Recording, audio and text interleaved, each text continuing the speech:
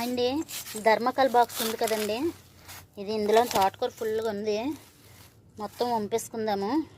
Already ఇదిగోండి ఇలాంటి box ఒకటి వంపేసాను తోటకూర. ఇది కూడా వంపేసి చూసారా అచ్చు ఎలా వచ్చిందో. ఎత్వన్స్ చిన్న డబ్బాలో కూడా ఎంత బలంగా పెరుగుతాయి ఎత్వన్స్ వానపాములండి. ఇది ఇలా అచ్చులాగా వేరే కుండీలో వేసేస్తాను ఆకుకూర అంతా కోసి. ఇంక ఇప్పుడైతే మట్టి క్యారేజ్ బ్యాగ్లో ఉంది కదండి, స్కూల్ బ్యాగ్లోని ఈ మట్టి మెత్తగా ఉంది. ఇది వేసుకుందాము. హోల్స్కి రాళ్ళు పెట్టాలండి, లేదంటే మట్టి ఇదైపోయి నీళ్ళు వేసిన నీళ్ళు వేర్లు కుళ్ళిపోతాయి.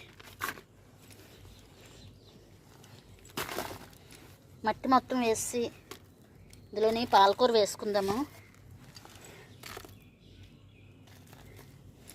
పాలకూర విత్తనాలు ఉన్నాయి కదండి మన దగ్గర, ఆ విత్తనాలన్నీ వేసిద్దాము.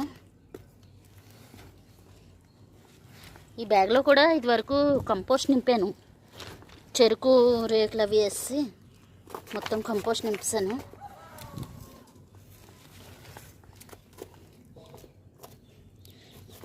ఇలా ధర్మకల్ బాక్సుల్లోని కంపోస్ట్ నింపడానికి అవ్వదండి. ఆల్రెడీ నింపిన బ్యాగుల్లో తీసుకొని ఇందులో వేసుకుంటే మంచిగా పెరుగుతాయి మొక్కైనా సరే. మొక్కజొన్న పొత్తులు ఇవి ఫాస్ట్గా అవ్వండి, కంపోస్ట్ లేట్ అవుతుంది.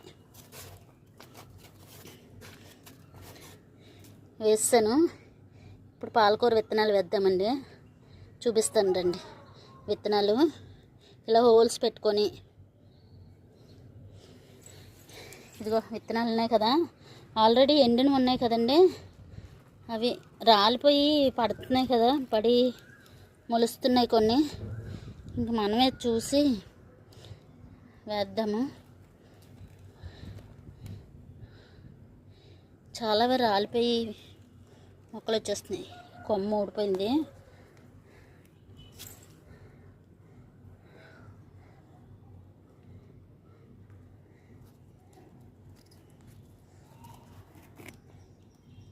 చల్లేస్తున్నాను ఇలాగా.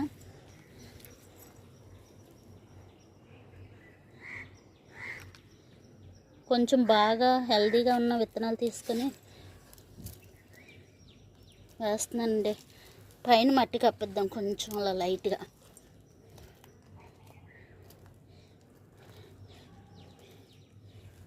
వీటికి చేతితోనే చిలకరించాలి వాటర్, లేదంటే డిస్టర్బ్ అవుతుంది మొక్కలు. ఎత్వన్స్ చూసారా.